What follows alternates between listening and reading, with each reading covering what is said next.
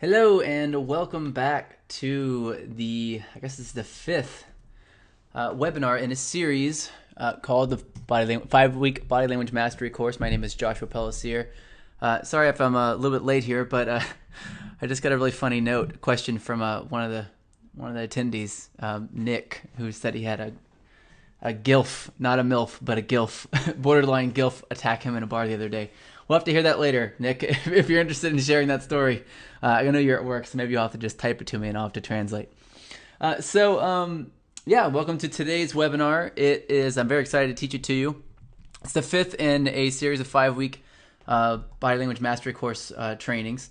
And over the past 5 weeks, we've gone over a different sort of general topic that we've really dove into a lot, and it's been a whole lot of information. I hope you guys have gained a lot from it so far.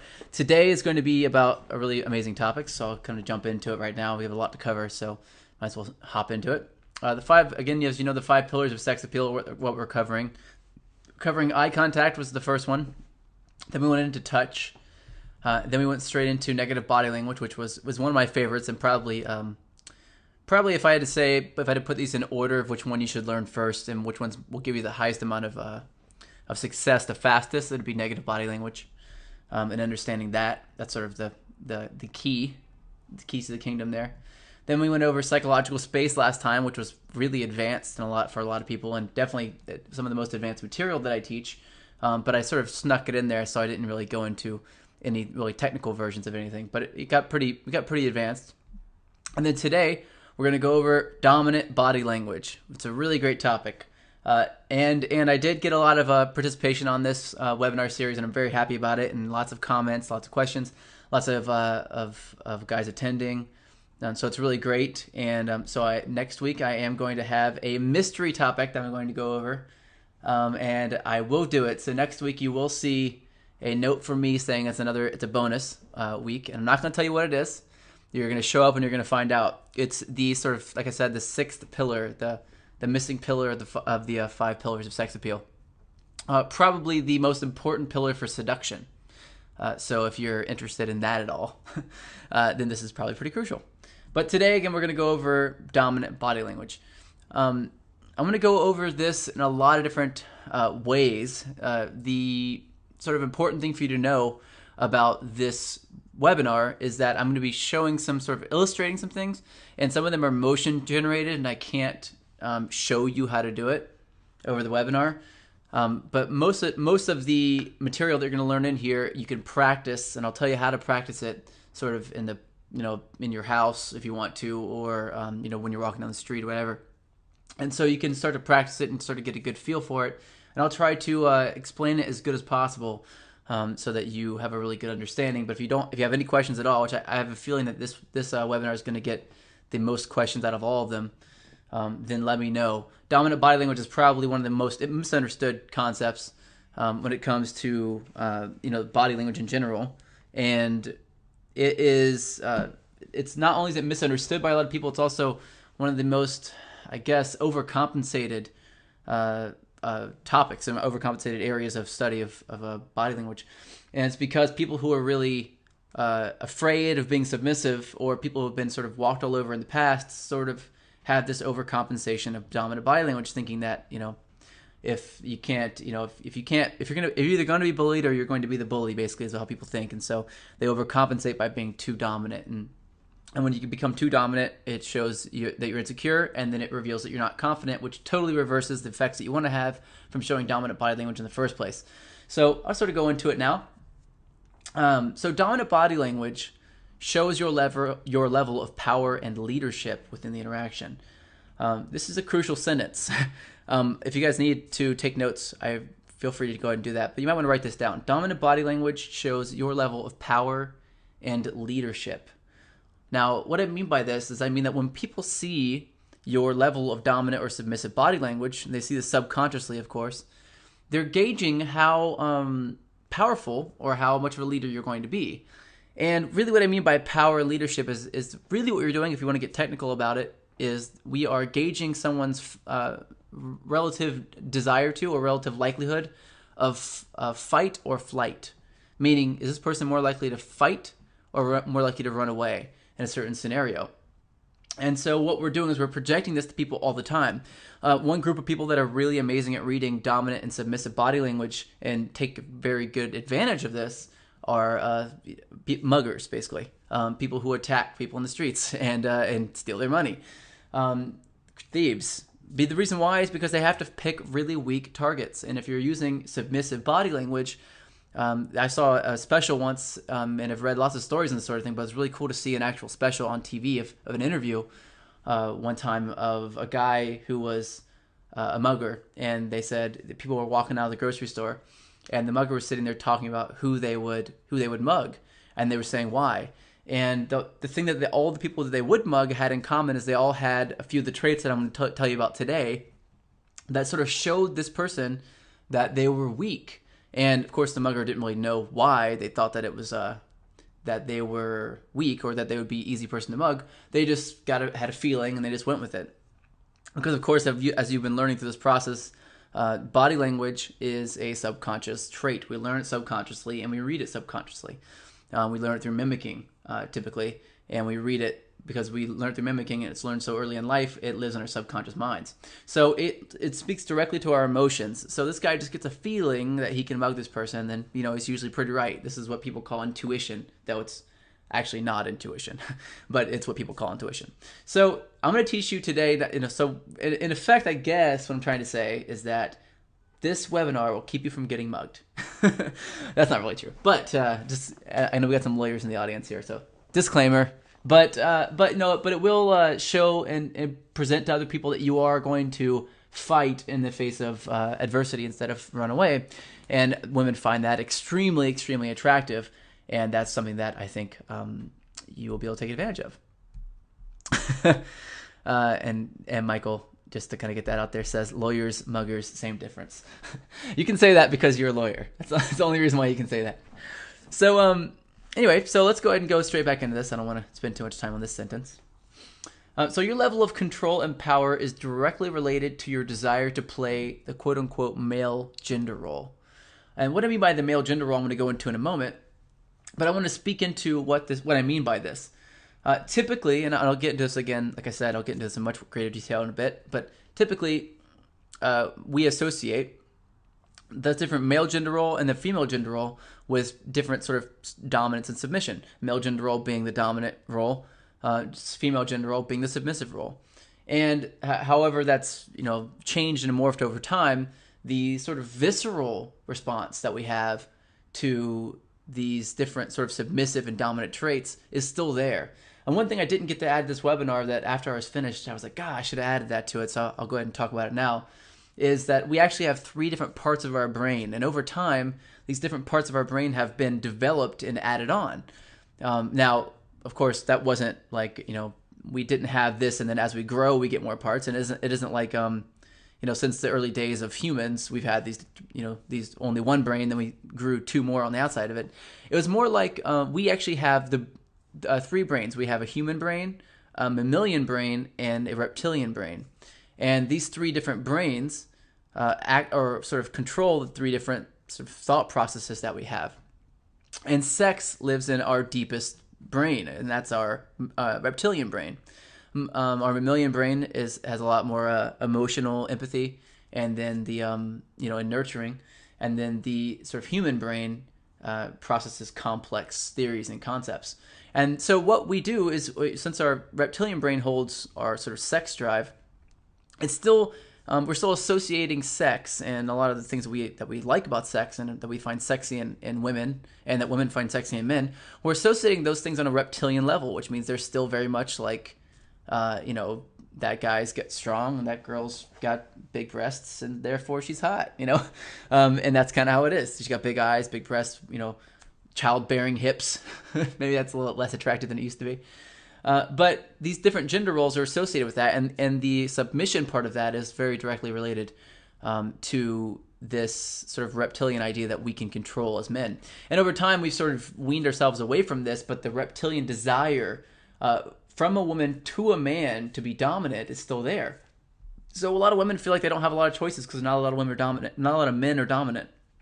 anymore, and a lot of men are submissive. And so I want to fix that now, because I want to sort of debunk what a dominant man it really is and show you how to really show that quality.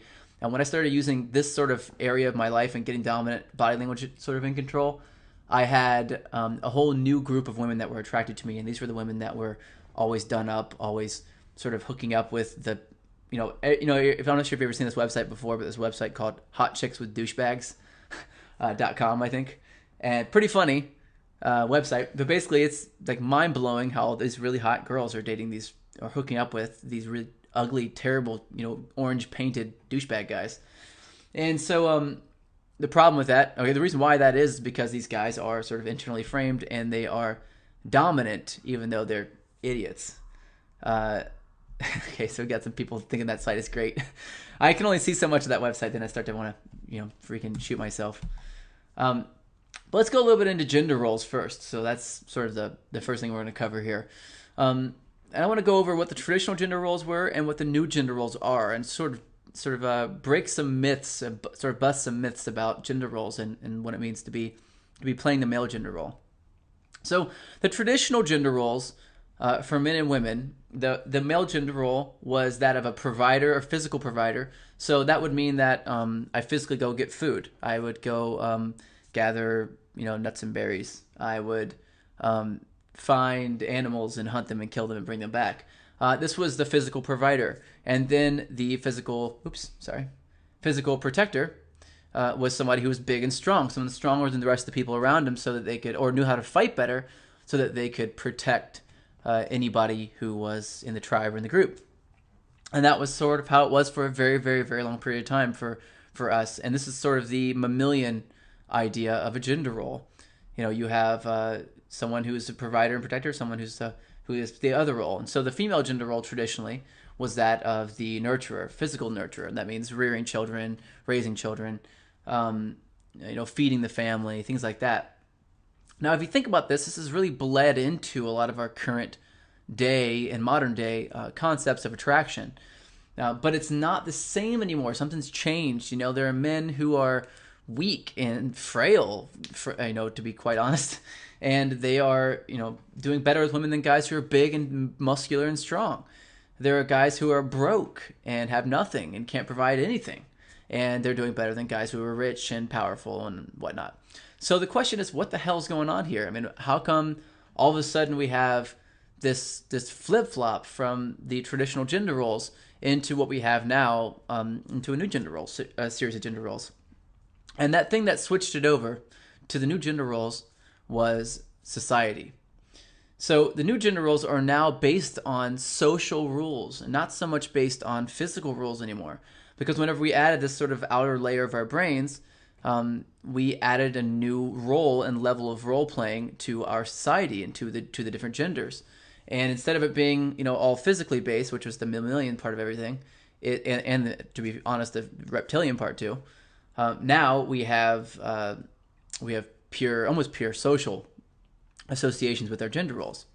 So the male gender role now, the new male gender role, is that of a social provider.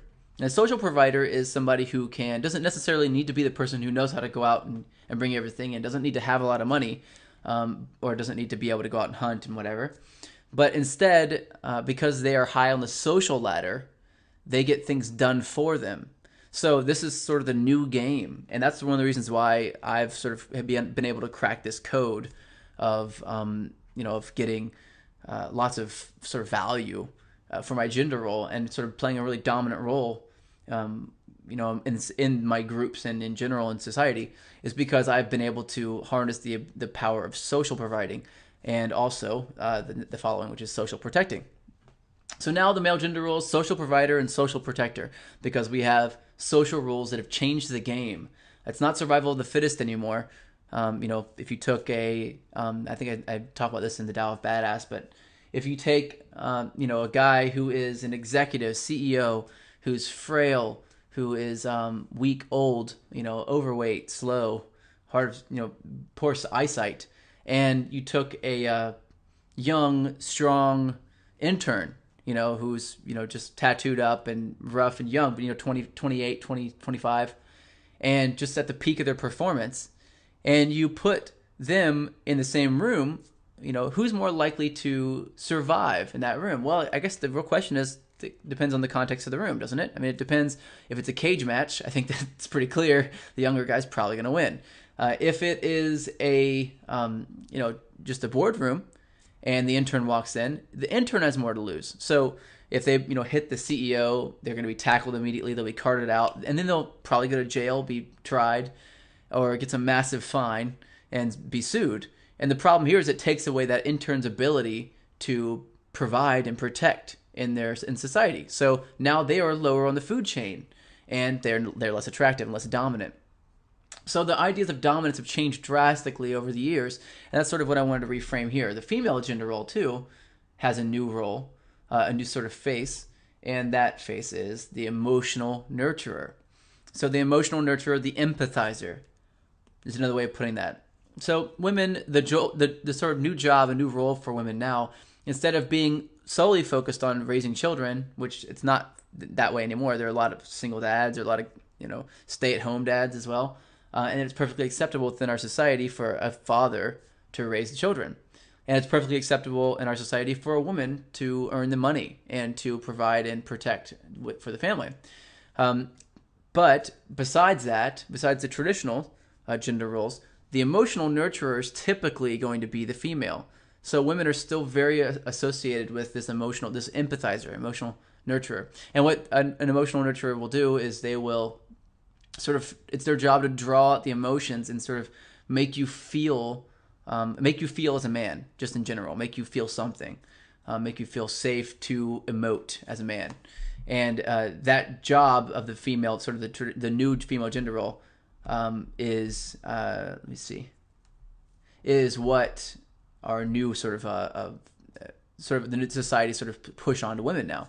I just got a question, by the way, that asked if we had if this was going to be available for download later because they had a bad internet connection, and the answer is yes. It'll be replayed and you'll be able to watch it anytime you want. So if you do have to run out or something, that's no big deal. But you can't ask questions later if you have a problem. So try to stick in it now and try to stay with it so you can ask me some specific questions and get some more personal coaching with it. Okay, so let's go back. All right, so we are all attracted to someone who is playing the opposite gender role to us. So that's a really important concept. Women are attracted to men who are playing the opposing gender role, and men are attracted to women who are playing the opposing gender role.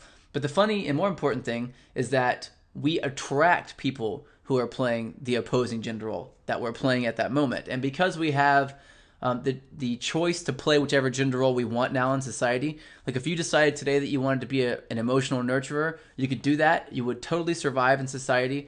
You would probably thrive just like normal. And but the difference is you'd be attracting women who would be social providers and social protectors, and that's it can be a problem. Let's get out here.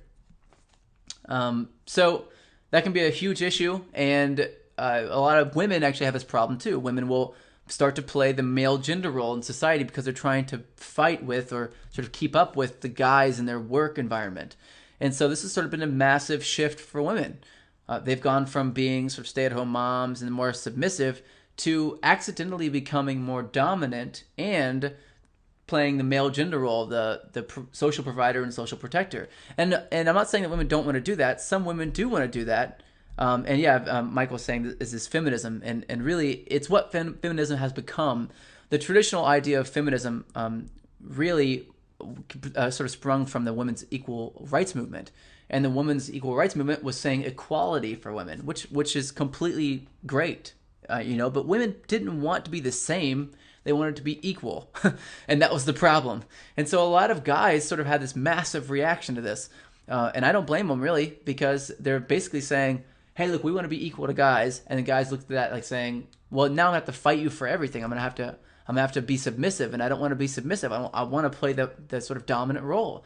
And because women didn't know the difference then, and men didn't know the difference then, we had this massive fight, and feminism was sort of spawned because of that. And I believe that it was a necessary evil, because the problem was that we were making a massive shift in our society, and we had to sort of move from one outcome to another. And when you do that, there's always a lot of confusion. So now women are starting to wake up And after years and years and years, we're talking 30 years, maybe 40 years of this fighting for equal rights. They've got equal rights, in most societies, definitely not all societies, but they've got, roughly they've got equal rights in a lot of sort of European and American type societies. And the difference now is that they're sort of slowing down and looking around, and they're not fighting for it anymore. And they're like, hey, I don't really want this. They want equal rights, but they don't really want to be the dominant person in the relationship. And now we have things like online dating that have sort of spawned out of this, because women are saying, look, I'm just putting myself out there because all these guys are such wimps. I just want somebody who's got a set of balls here. So what we do, and what women are doing here, is they're playing the male gender role on accident. And they're attracting weak men because you attract the opposite gender role. And men who are afraid to sort of be dominant and take control and be powerful in an interaction with a woman and in society, sort of penetrate the world, as my friend would say. My friend Adam Gilad says that. And the way you penetrate the world is the way you penetrate your woman. And so, the idea is that if you're playing this dominant gender role, then you're going to be attracting these submissive women. And you're also going to be attracting women who want to be submissive, who've been playing sort of a game and being dominant because they thought they had to be. So the majority of women want to be submissive and want to be able to play the submissive gender role, but they do not trust most men to be able to do it. So you have to sort of prove to yourself that you can do it, prove to them that you can do it. And that's what today's all about, really. Most women, like I said, want to play the empathizing gender role, and so the sooner you can show that you're playing the male gender role, the better. And what I'm going to do today is I'm going to go over a few ways that you can show dominance, or AKA the male gender role, through moving your body, through your body language, of course, through dominant body language, at a distance. So before you even meet her, and the things that you do and the way that you think will sort of align your body so that you are constantly playing this male gender role as a default. And I'm going to warn you, though, whenever I first started studying this, it became a massive obsession for me. I started looking at everything like everyone was trying to be more dominant than I was, sort of alpha, in a sense. I started questioning whether or not my friends were suggesting things to get me to comply, or if it was like, they were really looking out for me. So I started questioning everything, basically. And I suspect you're probably going to do something similar to that. I'm not going to say you're going to do the same thing, but it's likely that you're going to see some sort of some pendulum swing where you're hyper aware. Sort of the true definition of self-conscious, right? Aware of yourself, conscious of yourself. And so if you start to experience that, just know that it's temporary, and you'll swing back to sort of this middle ground eventually. But you're going to have to go through that extreme space first. The question is, why are very attractive women all looking for dominant men? And this is something I want to really hit on here, because it is a question that I feel like I don't cover enough. And I've only talked to in most of my one-on-one coaching, which is rare because it's expensive. But during that time, I have enough time to usually cover topics like this that are really in-depth and really focused. So I'm really excited to be able to talk about this right now. So why are very attractive women all looking for dominant men? And the reason why is because very hot women use gender role tests on men. And the reason why they do that is because these tests will filter out men that aren't confident, that aren't going to be dominant.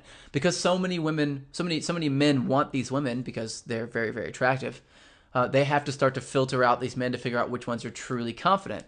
And at the end of the day, they're going to want a man who can make them feel like they're allowed to be submissive. So they give these sort of gender role tests to all the men that they meet, where they try to lead and try to be powerful and try to run the interaction and try to be sort of the dominant one in the interaction. And if the men flip over to the submissive role, then they failed the test. So it's really, really important and crucial. And this can happen, I'm talking 4 or 5 weeks into hanging out with a girl. You're not dating her exclusively or anything yet, but, let's say you've been hanging out with her for 4 or 5 weeks, and all of a sudden, she starts being really, bossy, whatever, and you just go, oh, hey, do whatever you want to. I'm totally cool with that. If you want to go over here, we can do that. It's fine. Hey, just we'll do whatever. Just be cool. If you start to take a back seat in the interaction, in the relationship, then you fail that test. And most hot women, very, very attractive women, will leave you right after that happens. So dominant men commonly pass these tests naturally because when they get pushed a little bit by women, they don't budge, and that's really important. Now, again, this is for dominant body language. This is not for any other type of body language. This is only for dominance and submission. When it comes to other things like positive and negative body language, that's totally different. If women are pushing you to give you more, they want to have more of your positive body language, then and you don't give them more positive body language, you're basically telling them to go fuck off. Excuse my French here, but it's just a really bad thing to do, to mix up dominant and submissive, positive and negative body language, because these are two completely different things. Women are looking to dominant men to see if they are able to lead the interaction, able to sort of play that male gender role. They're looking toward men who give them negative body language to show that they have a lot of options. So you need to be able to show both these things, and you can actually show both of them just through your body language without saying anything. And that's usually what guys do. If you've ever met a guy who's really, really good with women, just naturally very good with women, usually it's because he's got dominant body language as his default trait, and he doesn't give positive body language for no reason. So these are his two really common traits, and these are two things that you want to definitely mimic and sort of make part of your repertoire, make part of your habit and how you act. So very attractive women are looking for men who use dominant body language, is sort of my point from all this and sort of the bottom line on this statement. So I'm going to go over a vector diagram of the different halves of your body. A lot of guys do not know this, and a lot of people do not know this in general, but the top half of your body, to people subconsciously, sort of represents your power, your control, your leadership.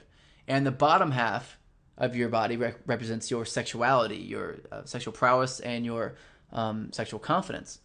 So what you're going to do is you're going to be using, I'm going to be breaking these down into a couple of these different areas, the upper half and the lower half, and you're going to want to understand and remember that when you're trying to send off sexual signals, most of those sexual signals are going to be through your bottom half of your body, your hips and your legs and your feet. And most of the power and control parts of your body are going to be from the waist up, shoulders, back, stomach, head, chest, things like this. It's all very power driven. And so whenever we are going through this process, just keep in mind that you're going to be using these different halves of your body for different purposes, and you're going to be using them in conjunction with each other to be able to send off a very specific message. For example, if you have a very weak upper body and a very powerful lower body, people will think that you're gay because you've got a submissive upper body and you've got a dominant lower body. If you have a very submissive lower body and a very powerful and dominant upper body, people are going to think that you have a small dick because you're taking up very little space with your body, and you're trying to get out people's way, but you're big and really, really strong on the top to sort of overcompensate for it so people look out for you. So you want to make sure that both of your upper body and lower body sort of match in message, and that they both sort of say power and they both say dominance. So that, and again, I want to point out the difference between dominance and being dominant and being domineering for a moment. Dominance is showing that you have leadership and power and control, and domineering is demanding that someone gives you control. So asking for control from someone else and sort of demanding that thing. You don't want to demand control from someone. You want to command control. Is the best way to put it. You want to have people want to give up control because you seem like a really powerful leader.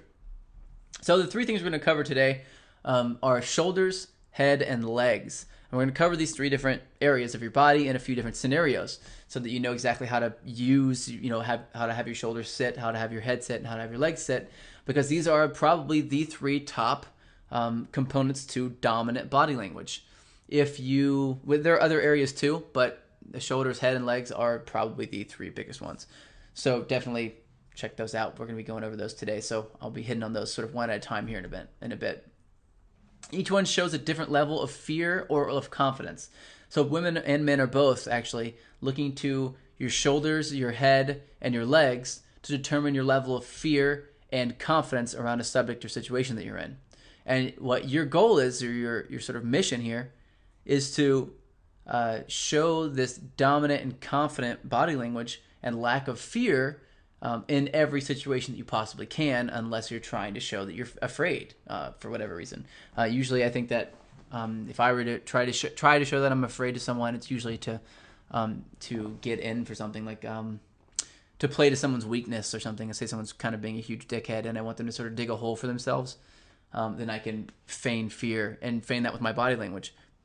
And so what'll happen is they'll start to sort of overstep their boundaries, and then I can step up and do what I need to do, and they sort of blow themselves out. But that's more complex than I want to get into right now. So I'm going to go over the submissive body language model.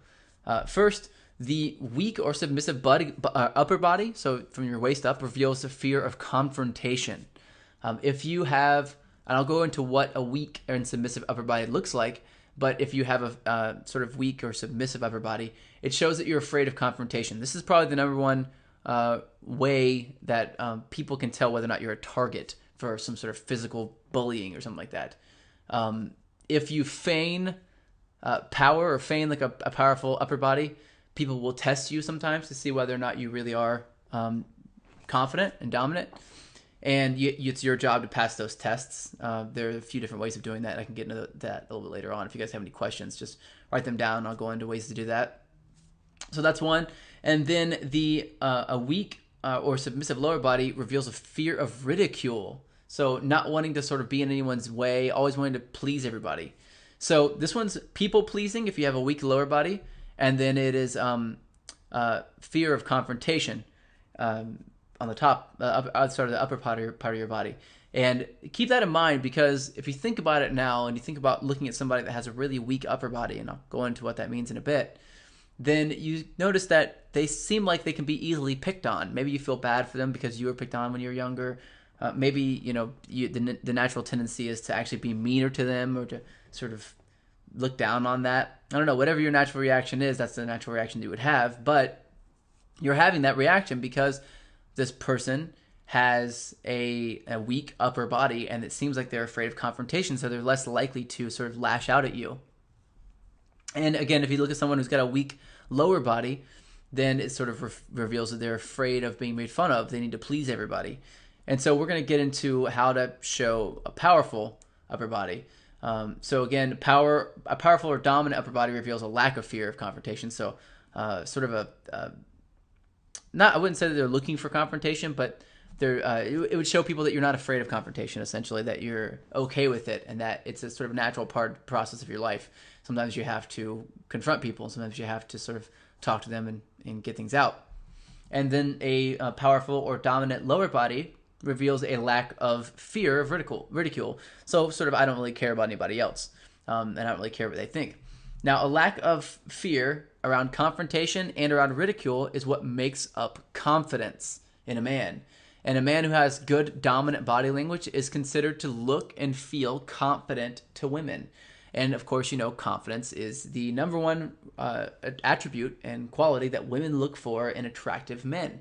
They say that confidence is one of the most important things. Confidence and a good sense of humor usually are the different components. So let's look at shoulders. As a general rule, you want to keep your shoulders back and down. And what I mean by back is like if you sort of pushed your shoulder blades together, sort of doing this right now. If you're sitting in your seat, sitting down listening to this and watching this webinar, if you keep your shoulders sort of back and down, it may feel a little bit weird, but you're not going to be poking your chest up. So there's two different ways of doing this. One is to actually lift your chest when you do it, and the other is to relax your chest and pull your shoulders all the way down and then slightly back. It should feel kind of like you have really great posture, really. That's what it should feel like how someone probably tries to make you sit all the time. Your lower back should be flat, and your upper back should be pretty much flat as well. So you want to keep your shoulders back and down. This is the new default for your shoulders. If you notice that your shoulders are scrunched up or starting to slide up on your neck, then drop them back down again. The reason why you pull your shoulders up is the same reason why any submissive person does pretty much anything with their body, and that is to protect themselves. Because this is an upper body trait, your shoulders, since this is an upper body trait right now, and because your upper body is sort of showing whether or not you have a fear of not ridicule. Sorry, I gotta go back over here and just refresh my memory. Confrontation. Fear of confrontation. Since you're trying to avoid confrontation, if you're weaker and you have submissive body language, what you're going to do is you're going to put your shoulders up to protect your neck. And you don't realize that's what you're doing, but that is what you're doing. You're sort of letting your shoulders rise up every once in a while until you get to the point of like almost a I don't know, shrugging your shoulders kind of position. And that is sort of leaves you less open to attack. Now, the irony behind this is that dominant men are less afraid of attack because they don't get attacked very often. And so if you show people that you're afraid of attack, it means that you get attacked often, which means you're probably weak, which means you're going to get attacked more. So sort of the catch-22 here is that if you act like you are dominant, you actually are dominant. That's how it works. People treat you differently. So keep your shoulders back and down. And this is a new default. Write this down. And the next three things I'm going to go over now is shoulders, this one shoulders, then head, then feet. I want you to write down exactly what to do with each part of your body because it's going to reveal this sort of dominant quality for you toward women. So again, keeping your shoulders back and down is very crucial. If you shrug your shoulders up in any kind of way, then it's showing submission. And you're doing it subconsciously because you want to protect your neck. You want to leave your neck exposed to attack. Yes, it is a place where you could get hit. Yes, you could get cut. Yes, you could die. That's how it is. Just leave your shoulders down. You're not in any kind of fear of being attacked, I promise. Or maybe you are, but even if you are, having your shoulders up is just going to have people want to attack you more. It's going to entice people to come and attack you. So keep your shoulders down and back whenever you're doing anything, really. And I'll go over that more in detail in a bit when I talk about the different elements of different ways you would use this stuff. And then as far as your head, the main component here is to keep your chin up. You want to keep your chin up and right around here at sort of level with the ground. So if you could think about it being equal to the level of ground so that, if it's parallel to the ground, that's about how you want it to be. And you want your eyes to be at level as well, at eye level, looking at everyone in the eyes. This actual image here, as you can see, you can probably tell a little bit, it looks as if he's looking up a little bit and his chin's tilted down just a little bit. So he's sort of showing more of a submissive role in this image, but it's very, very, very subtle, and you can barely notice it. But I just wanted to point that out so you can see it. But that subtle, tiny little subtlety is enough to tip people off. So it's very crucial that you, that you sort of keep this in mind, that it's even that subtle that you can tell, and people can tell that subtly that that you have some kind of an issue around your confrontation. So again, another reason why you drop your chin whenever people walk around or are sitting and talking, whatever, having your chin sort of down as a default is a fear of confrontation, a fear of getting attacked on your neck. It's another neck protection mechanism. And we also have these same sort of protection mechanisms for our stomach, especially our diaphragm area, and any place that we have an injury, we have sort of a protection mechanism as well. And this is sort of what we use to help keep us feeling safe because we've been attacked in the past and we think that that's going to happen again. So what I'm asking you to do now, though, is to actually break away from that and sort of rewire, I guess, is what I want you to do. This sort of hardwiring that says that you need to be submissive, you need to be sort of taking a back seat. You need to keep your chin up, and that's why people say keep your chin up, sort of keep your head up, keep your confidence, because whenever you start to get sad, you want to protect your neck so you don't get hurt more. Everyone that does this is totally subconscious, and we don't even know we're doing it. So you want to make sure that you keep your chin up and keep your eyes off the ground. Another thing that happens whenever your eyes are on the ground, of course, as you know through the eye contact, the first webinar we did, which is all about eye contact, is that whenever you look down, you access your emotional brain. And if you're accessing your emotional brain, you are you're susceptible to emotional responses, and that's not good for you. So instead, you want to make sure you keep your chin up and keep your eyes off the ground so you can stay a little more logical and in control. And then finally, you want to look at your stance. Your stance will show your fear of losing stability when you're walking. So if you have really close, if your feet are really close together, then it will show that you're, well, actually that's the second part of this, sorry. If you're walking and you're walking with really short steps, it's sort of showing that you're afraid you're going to fall over and sort of be made fun of. Again, this is a fear of ridicule. And then the other is that it can show your fear of taking up space when you're standing. So if your feet are too close together, or if you take small steps whenever you're walking, smaller steps than you need to, and I'll go into what that means in a bit, then you're basically being afraid to take up space that you're in because you don't want people to notice you. You don't want to get in people's way, and you're afraid of falling down and having people laugh at you because you don't want to take big steps and miss a step and fall over.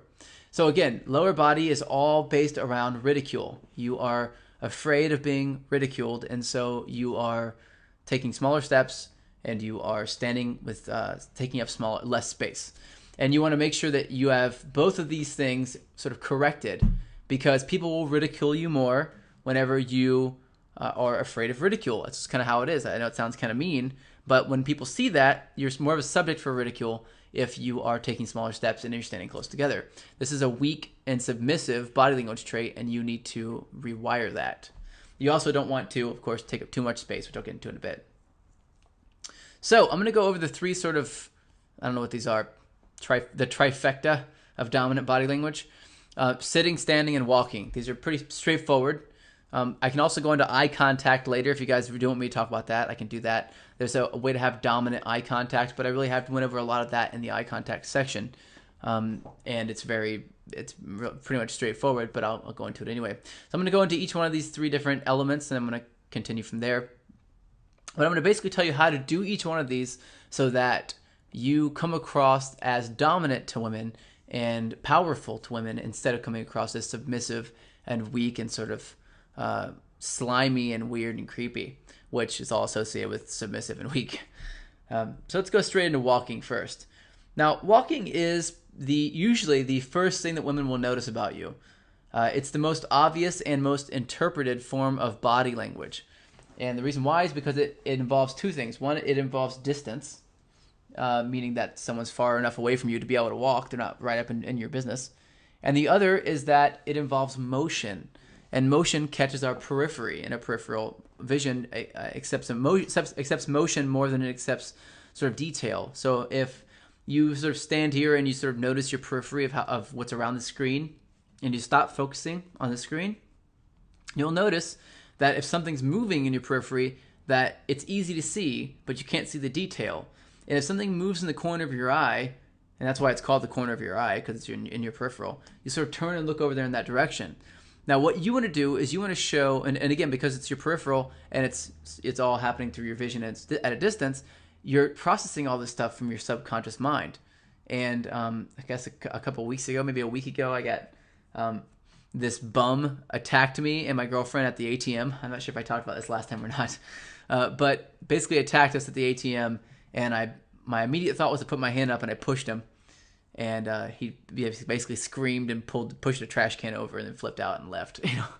And what happened essentially here is I saw in my peripheral vision, I saw somebody a little bit too close. And before I could even logically think about what was going on whatsoever, my hand went up and I pushed the guy. It could have been an old lady, I didn't even think about it. And the reason why I didn't think about it is because it was being processed by my subconscious mind. And your subconscious mind processes threats, because threats can happen very, very, very quickly. And it also processes body language and safety and attraction and sexual attraction.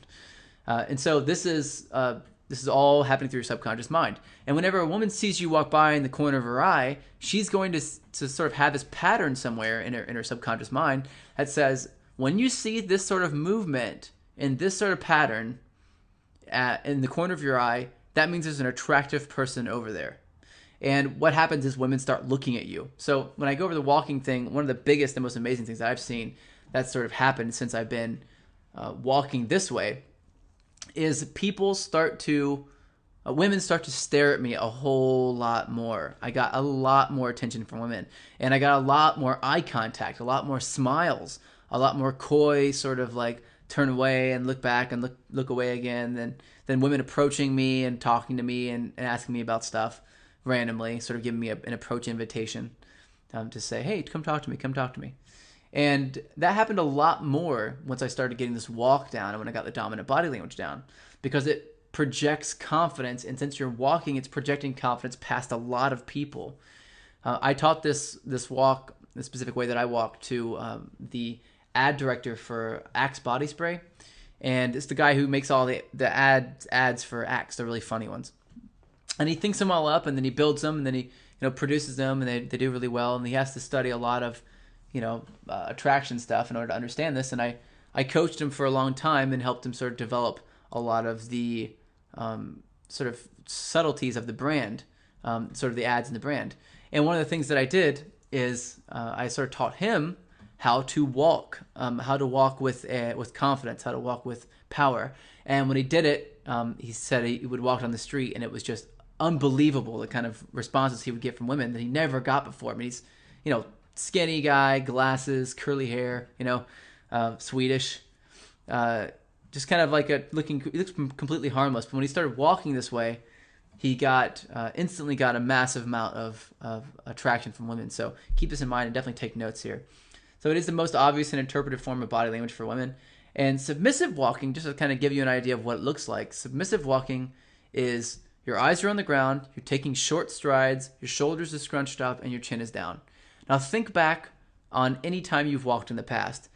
Think back on whether or not you look down at the ground when you walk. Do you look down at the ground when you walk? Probably. Do you take short steps? You probably don't know what a long step is, but you probably are taking short steps, unless you've learned this stuff already. Are your shoulders scrunched up? Next time you're walking, pay attention to this, because it's something that most guys and people in general don't even realize that they're doing. I even still to this day will be sitting doing something or talking to somebody or on the computer, and I'll notice that all of a sudden snap out of it and realize my shoulders are up like an inch higher than they need to be. And I have to sort of put them back down again and remind myself and sit up straight. So, and is your chin down? And the answer to that's probably most likely too. Well, we put our chin down for a couple of reasons, by the way. We put our chin down and our shoulders up to protect ourselves, and we also do it to protect ourselves from physical attack, but also to protect ourselves from cold.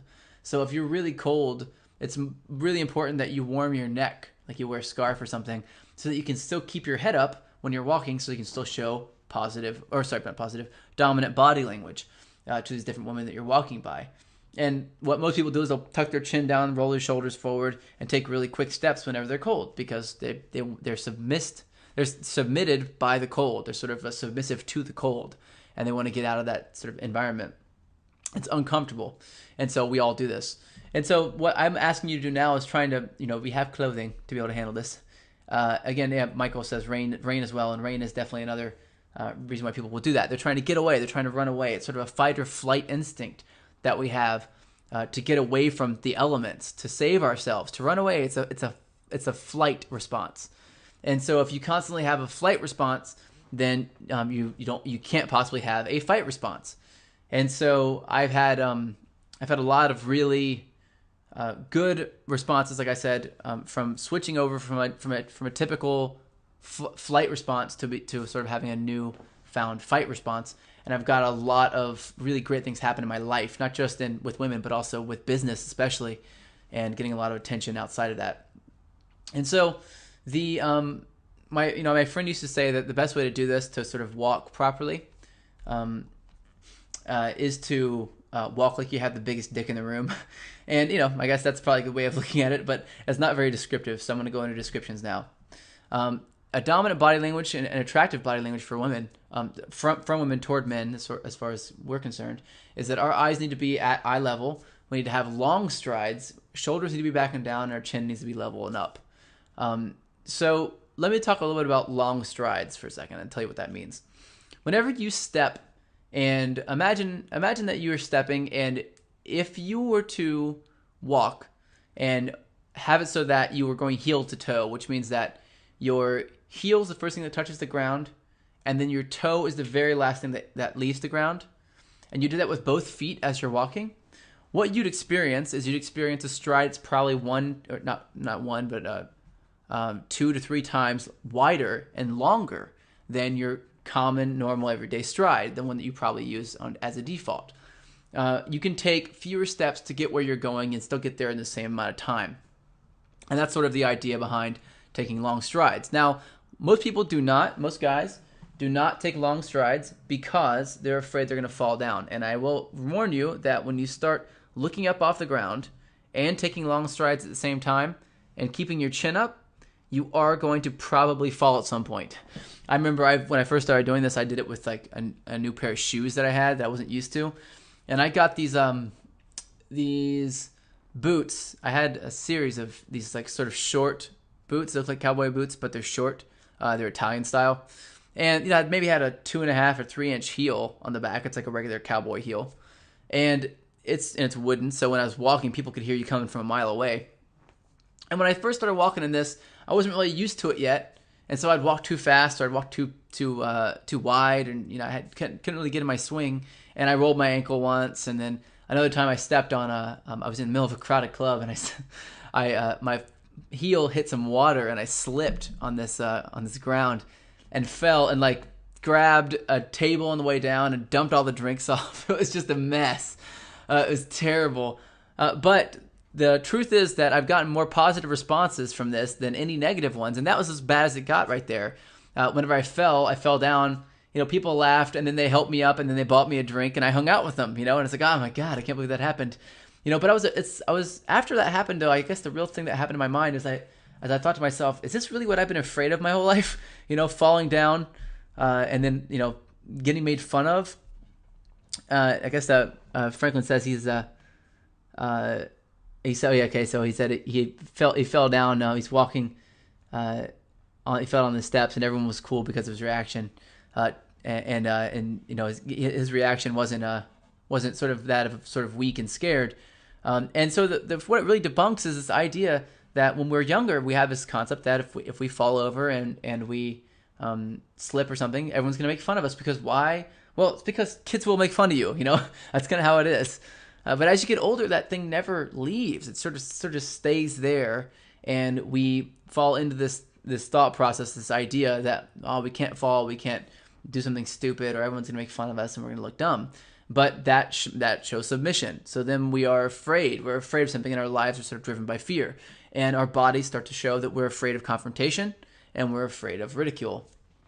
And instead, because the long strides is based on the lower part of your body, it's primarily having to do with a fear of ridicule. So the best way to do it, in my opinion, is to walk with long strides. And I mean, like, I can't give you a foot estimate, like how many feet your feet should be apart, because everyone's different. But I can say that if you feel like you are stepping a little bit too wider than you should be, just a little bit, then that's probably right. So step until you're stepping a little bit too wide, and you should get into this kind of like a keep on trucking sort of feeling, like you're walking in the video for Staying Alive or something, and you'll get this sort of rhythm down, and that's what creates the swagger for guys. That's what creates a confident swagger for men, and that's why a swagger is something that women are attracted to, because men are taking these wide, long strides, and they're forced to commit to every step, and they're not afraid to fall over. Again, if your eyes are at eye level, you're not afraid of looking, of having to look at the ground all the time, because you're not, not afraid you're going to fall over. You're also not afraid of looking at other people in the eyes and facing that confrontation, especially when it comes to women. It's really important to be able to walk and look at women in the eyes as you're walking. It's sort of like you approach every woman that gives you eye contact, you're approaching in your head. And it's the only way that I've found to fully get rid of the approach anxiety, is to look at women in the eyes and walk this exact way as you're walking down the street. And as women make eye contact with you, smile, but keep walking, unless you want to stop and talk to them. But you don't have to keep talking to them and stop and talk to everybody. But just make sure you lock eyes, and again, play the sort of eye contact game where you don't look down or you don't look away first. And just keep walking. And you'll walk straight through a city street, and you'll get tons of women looking at you. And by the time you get to where you're going, you're not really afraid to talk to any women, because you've already interacted with a bunch subconsciously. So I'll go ahead and move forward from here. Now we're going to go over to standing. Standing is probably the most misunderstood form of dominant body language in a bar. Most guys will overcompensate this. And most guys screw this up while they're talking to a woman, because most guys talk to women while they are standing. That makes sense, especially if you're meeting a woman for the first time and it's a stand-up bar and you walk in and whatever, or you're in line at a grocery store, wherever you are. So, sorry, take a swig there. So you want to also, I'm just going to start basically straight into how to stand. And the thing a lot of people get wrong, I think right off the bat, one of the biggest indicators of weak and submissive body language or submissive personality is having your feet turned inward, or sort of what's called pigeon-toed, where your feet are turned slightly in toward each other. The reason why this is because you're not opening your legs sexually when you're talking. And if you have closed legs sexually, that usually means that in bed you're submissive. And if in bed you're submissive, you're not going to be able to be dominant in bed, which means you're going to attract women who are dominant in bed, or at least afraid to say they want a dominant guy in bed. So you want to make sure that your feet are open outward, just slightly, not fully, not like maybe I would say if you have your feet totally parallel to each other, facing forward, if you turn them out maybe about 1 inch each, and that's all you need when you're standing. Just enough to where you take up a little bit more space. Your feet should be about shoulder width apart, if not a tiny bit more than shoulder width apart. Not more than that though. You get too wide and it's a little bit overcompensation. You also get too short when you get too wide. And a lot of guys, what they'll do is when they're standing and they start to make their feet wider, they cross their arms at the same time because they want to protect themselves, because they're afraid that now that they're being dominant and showing dominant body language, that someone's going to attack them. So that's really, really crucial. The biggest signs of a weak man who's pretending to be confident is a guy who's showing all the signs of dominant body language, feet turned outward, shoulders back and down, things like that, except he's crossing his arms or putting a drink in front of his chest. So I'll kind of go into that now. Your shoulders have to be back and down, just like I said before. You should feel kind of a pull on your neck, a slight pull on your neck whenever your shoulders are all the way down. If you don't feel that pull, your shoulders probably aren't all the way down. So make sure you feel that pull just a little bit. You don't want to do it too much, though. A good shoulder stretch would be nice. A good nice neck stretch there. But you want to make sure that you feel that pull a little bit, and then you want to pull them back just a tiny bit. So when you pull them straight down all the way, pull them back until you feel that your shoulders are sort of not the most forward part of your body.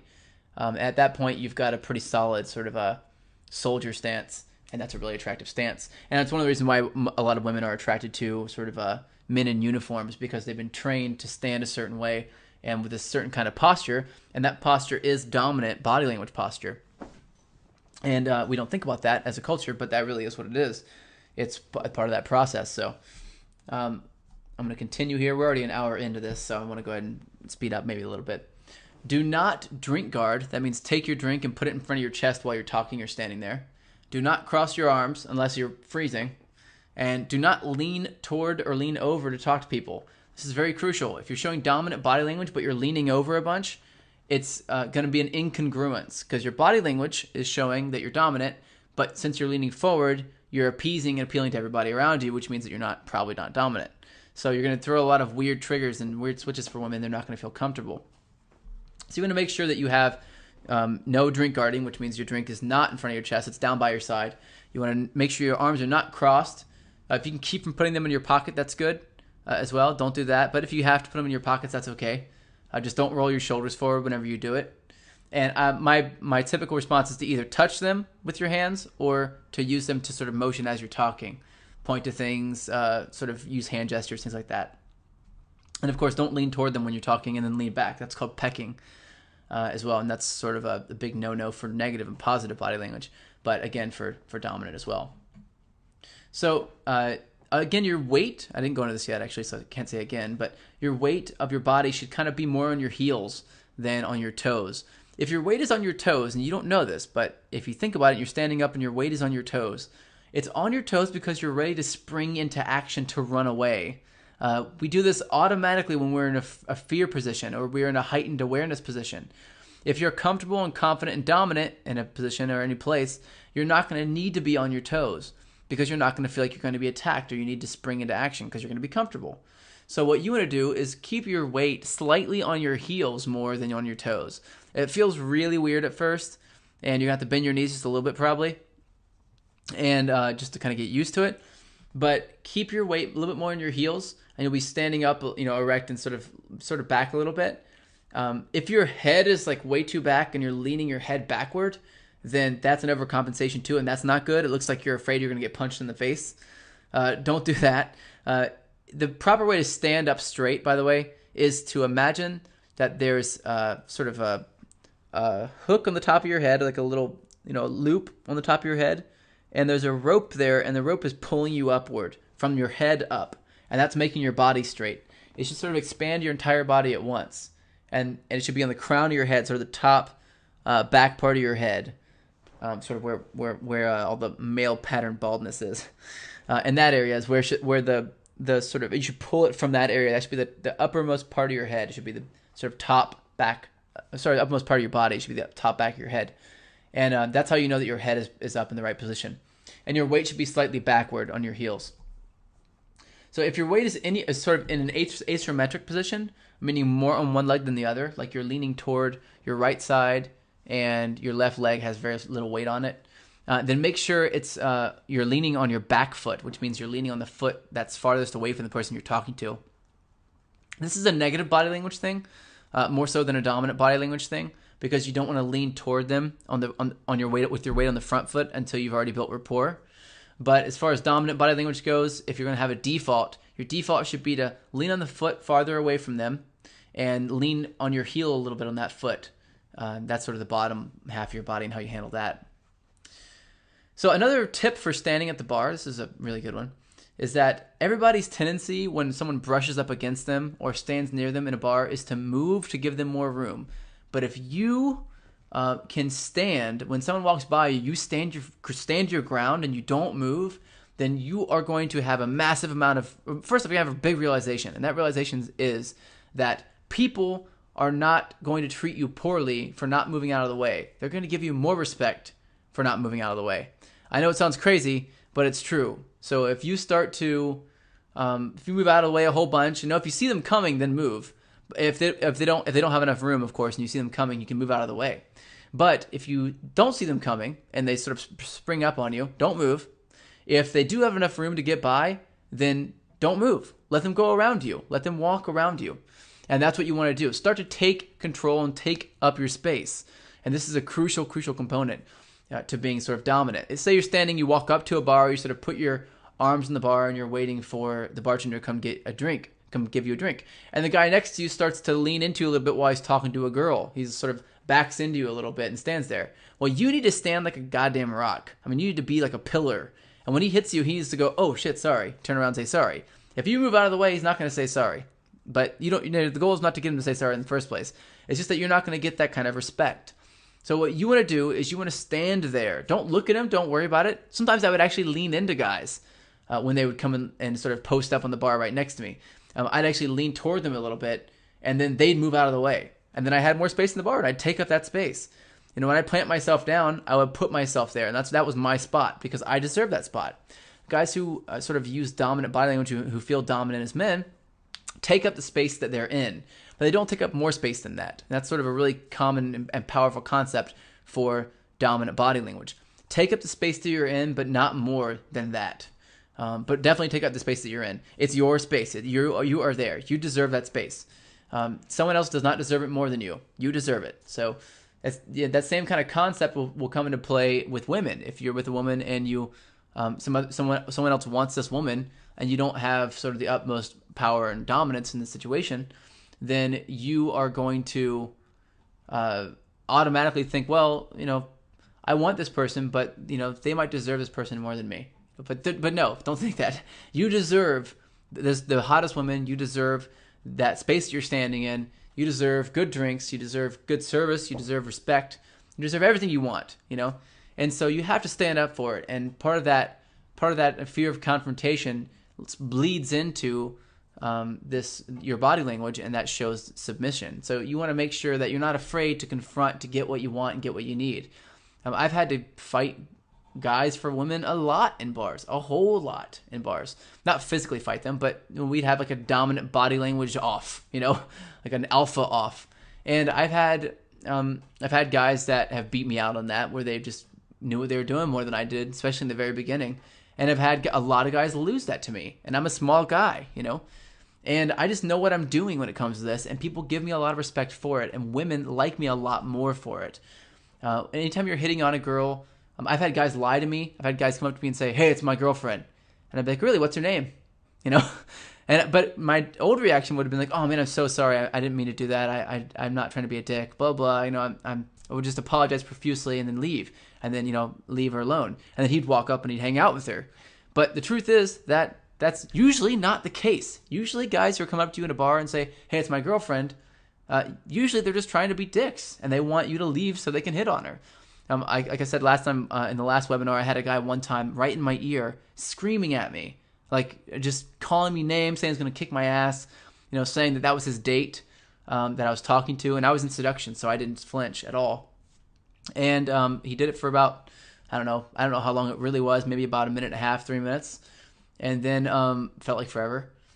And I didn't give him any attention whatsoever. I just kind of stayed there and held my focus with her and didn't lean away whatsoever, didn't lean away from him, didn't give him any kind of space or any kind of submission whatsoever. And he backed off and left, And guys will do this. Whenever you start to take it to the next level and you start to really attract really gorgeous women, you're going to be competing with a lot of loud douchebags who are really insecure for these women. And you've got to be able to sort of out-alpha them, or sort of be more dominant than they are.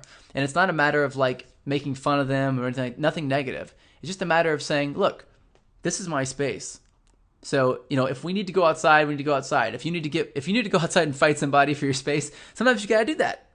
I've had a guy before want to fight me in a bar, and I said, you know what? Let's go outside. I'll fight you right now. So he went outside, and as soon as he walked outside, I just walked to the bouncer and said, don't let that guy back in. He's trying to fight everybody. The bouncer went outside and told him to leave, and I got to stay inside and keep talking to the girl that he was talking to, which is really funny. But, I'm just smarter than him. That's just kind of how it is. But I'm definitely not going to back down when it comes to that sort of thing. And I'm, if it's something that I really care about, my girlfriend especially, not with girls that I'm not dating, but with my girlfriend especially, I'm going to fight for that. For her, if it comes down to it, and I might get my ass beat, but I'm going to do it anyway. I'm going to fight anyway, because that's kind of what I have to do. And so keep that in mind. You have to be okay with fighting every once in a while. It's not physically fighting people, but at least being confronting people and saying, "Hey, that's my seat," or "Get up, dude, get out of here. This is my seat. This is my girlfriend. This is so and so." Get your own beer. Things like this. You can't be walked all over. And the best way to do this is to not hesitate when you do it. Just walk straight up and say it as if you said it 1,000,000 times. And my friend, one of my really good friends here in town, his name's James. He's sort of a natural with women. He's a really, really good-looking guy as well. And he started dating this really, really good-looking girl. And of course, he came to me a bunch in the beginning for sort of pointers. But he needs to know a lot of really cool stuff that I know, and I think everybody needs to know this. And I've had a lot of male models as clients because they don't really understand how to compete with other guys as easily and what they do when they open their mouths. But he told me that when he first started dating her, he'd come back and there'd be a guy every time he went to the bathroom. He'd come back, there'd be a guy sitting in his seat hitting on his girlfriend every single time. And he said his reaction every time was the same. He said he'd walk up and he'd look at the guy and he'd just take his thumb and point backward and go, "Get out." And the guy would go, "Oh, is this your seat, blah, blah?" He'd go, "Nope, just don't talk, just get up." And the guy would just get up and leave. It happened every single time. So you have to be willing to go that far and to sort of stake your ground. Claim your stake here. This is yours. This is your stuff. This is your, you deserve it. So I'll get off my soapbox here, but it's really crucial that we get that across here, and that's very crystal clear. So the next is sitting. So sitting is probably it's the most common in a social environment, sort of a relaxed social setting. The most common way that women will read body language, and it's also one of the most common ways to tell group dynamics, is the way that someone sits. So I'm going to go into that now. It's one of the hardest positions to be dominant in as well. A lot of guys can't pull this off. So one of the biggest components to being dominant while seated are a straight back, having a really straight back, and a high head. Keeping your head up, and I don't mean being high. I mean keeping your head up. But having a straight back is really crucial as well. This is really important because a lot of guys will slouch over whenever they are sitting down. They just get tired. Their muscles are weak. Their core muscles especially are weak. If you have really weak core muscles and it's really hard for you to sit up straight, I highly suggest taking some kind of Pilates class or something, or some kind of core class to strengthen your core, because it will straighten and it'll immediately get better results for you with women. Women will see you, and it handles an area of your body language that most guys do not handle. So a lot of guys try to get big and bulky because they're trying to overcompensate their dominance. But if you can get your body language straight in the proper way, in the smart way, you can sort of build up the muscles and the strength to be able to show this sort of dominant, powerful body language all the time.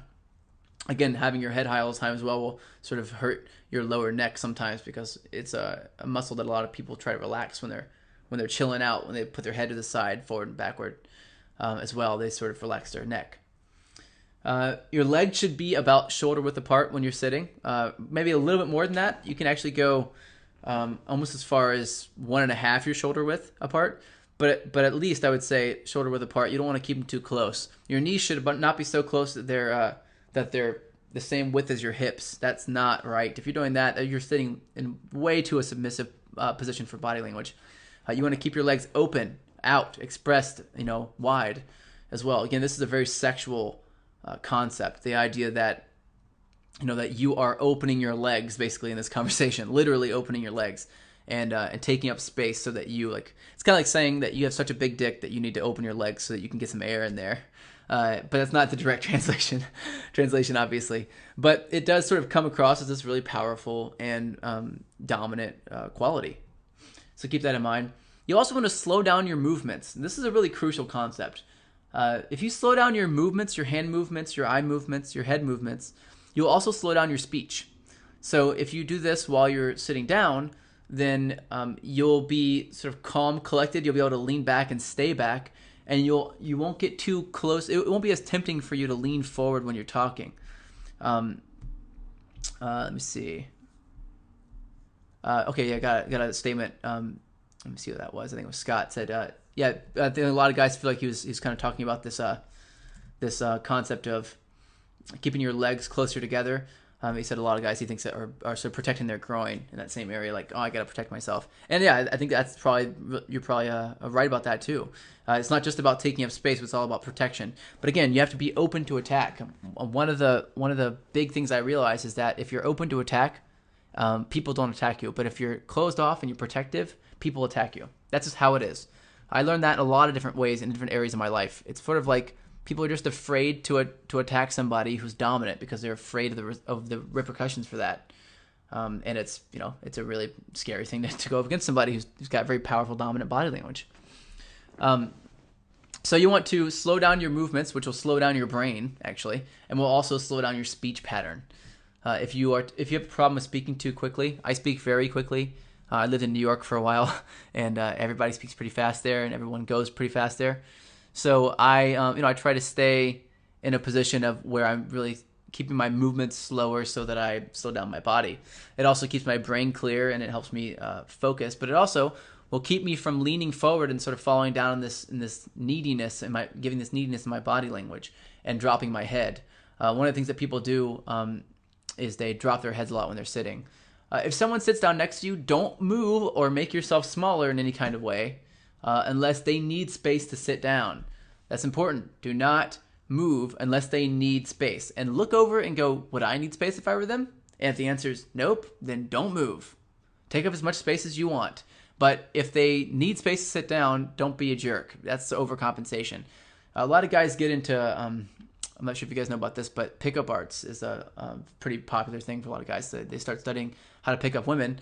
And a lot of the guys who teach pickup, and I was one of the guys who definitely has taught that in the past, they teach a lot of overcompensation techniques, and it just makes guys look really weird. You can tell that you're in a group where there's a pickup artist because they'll be like laying down when they're sitting, like taking up 4 seats and refusing to move, and it's just like, come on, dude. And then they're also not confident in any kind of way. They're not even enjoying the seats. They're just kind of sitting back and being quiet, and they're looking around and making sure that everyone likes them, and that doesn't really work. So I want to give you what works. There's a limit as to how much space you can take up, but take up as much space as you need. At least the space where your shoulders are totally back and down, that space, and if your elbows go out a little bit, that's your space. That's how much space you can take up with the rest of your body too. So if you want to use that space with your legs, you can take up that space with your legs as well, and so on and so forth. So definitely keep that in mind and keep your shoulders down. If someone comes and sits next to you, don't squeeze your shoulders up. Don't turn. Don't make your legs smaller. If someone's legs touches yours, one of their legs touches yours, then just leave it there. Let it touch. Don't worry about it. Get used to it, because if you're going to be sort of fighting this always and trying to get away from it sort of in a homophobic kind of way, then you're going to be playing a more submissive role, ironically, and women are going to find that less attractive. So we had a question about crossing your legs. What about crossing your legs? Well, crossing your legs is sort of. It's funny I say this, but crossing your legs is kind of actually a little bit more advanced, because if you want to cross your legs, you have to be able to come across as dominant while your legs are crossed. So your legs are crossed. When your legs are crossed, you automatically come across as more feminine whenever you do that. So if you have a lot of problems with sort of women thinking that you're gay, because for whatever reason, I don't know why you would have that problem, but I used to have that problem when I first started doing this as well, because I would talk a whole lot and I would touch a whole lot, and I was really playful in the beginning, so women thought I was gay. It makes sense. And so I wouldn't really cross my legs as much then, because I didn't want to sort of reinforce that stereotype. But if you're going to do it, make sure that you have some sort of balance going on with your body. One thing that I would do is if I'm going to cross my legs, I'll sort of lean over to one side and make sure that I have sort of I won't make a really silly joke or anything, or be a really silly person whenever I have my legs crossed. When I have my legs crossed, I get more serious. And whenever I uncross my legs, then I can be more fun and playful. So keep that in mind. If you're going to be crossing your legs, you have to have more of a dominant personality otherwise. Eye contact has to be really solid. You have to be very straightforward with your sexuality to them. Like if you think that they're very attractive or hot, you got to tell them. And you have to be very calm and collected while you do it. So if you're going to cross your legs, and I do this often, just make sure also that you don't just cross one leg over the other and not switch it up every once in a while. So if you have a hard time sitting with one leg over the other, so you sort of tend to favor one side, then it'll throw your posture off. So you'll start to overdevelop one group of muscles, and the other one will get really weak. And then when you walk, you'll walk funny, and you won't be able to walk in an attractive, dominant kind of way. So keep that in mind. That's important to note. So that's everything from sitting, standing, and walking. How to sit, how to stand, how to walk. And that is essentially the tail end here of my 5-week body language mastery course for dominant body language. We've got a lot of questions. I'm not going to be able to get to that many of them, but if you do have them, go ahead and toss them in now. I'm going to go through and look at some of them and answer them one at a time, probably the most recent ones first. So if you do have a question about what we covered today, then please go ahead and post that now. We're going to go over some Q&A and make that happen. And then I will go over a little bit more about next week. People liking it, which is good. Let me go here again. Next week, again, that's it for dominant body language this week. Next week, we are going to go over a mystery topic. I'm not going to tell you what it is, like I said this week, but I will tell you that it has to do with body language, of course. It has to do with sexuality. It has to do with power, and it has to do with intimate conversation. When to use this during intimate conversation. It's not something that I've covered so far in any kind of detail. I may have mentioned it a couple times, but not very much. And I'm going to go over sort of the 6th pillar of dominant body language. We are running low on time here. If anyone else has any last-minute questions, go ahead and toss those on right now, and I will get to you. Otherwise, I will end this, so let me know. Let me know what you got here. Anybody? I'll wait a second to let people finish writing what they want to write. Also, if you want to, you can raise your hand. Actually, I'd love to talk to people. If they have any questions, you can actually raise your hand, and I'll unmute you and talk to you. I know that Nick can't do that because I believe he's at work every Wednesday this time, building. I don't know what he does. He makes dildos or something, which is good. Someone needs to do that. For people of the world. But yeah, go ahead and raise your hand if you want to talk, or post a question if you have a question. And then, okay, got a couple more here, so I'll go ahead and answer those. Okay, so we got a question here. It says, is dominant body language similar to putting on a hat? Okay, so if you missed last week's webinar, putting on a hat is sort of the psychological space of sort of how we create frames for ourselves. When we meet women, they sort of put on a certain hat around us. They can put on the prude, sort of quiet, reserved hat, or the crazy party wild girl hat, or whatever you want. But really, women put on those hats because we ask them to subconsciously, and that's really what's going on there. So what we want to do is we want to make sure we put on the proper hat at the proper time to elicit the proper response from women and sort of help them to put on the hats that they want to put on. Usually those hats are, I'm open to trying new things. I'm into threesomes, and I can swallow an entire banana whole. That kind of hat would be nice. So dominant body language is similar to putting on a hat in that you can actually just sort of become this part of your personality. Let it come out, as so to speak. Instead of trying to fake it to people outside, you're going to be showing. It's more that you would fake it to yourself more than anything if you don't feel comfortable with it. And by the way, when I say fake it, I don't really mean that you're faking anything. What I mean is that it's not going to feel natural for you.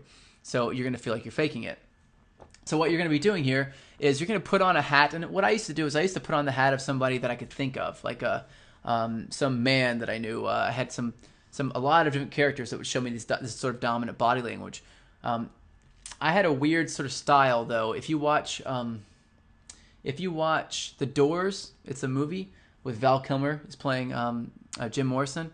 The Doors is one of the that main character, Jim Morrison's character in that movie, is sort of someone that I've modeled a lot for the way that I walk and such, for sexuality, but not for dominance. For sexual dominance, but not for power, in other words.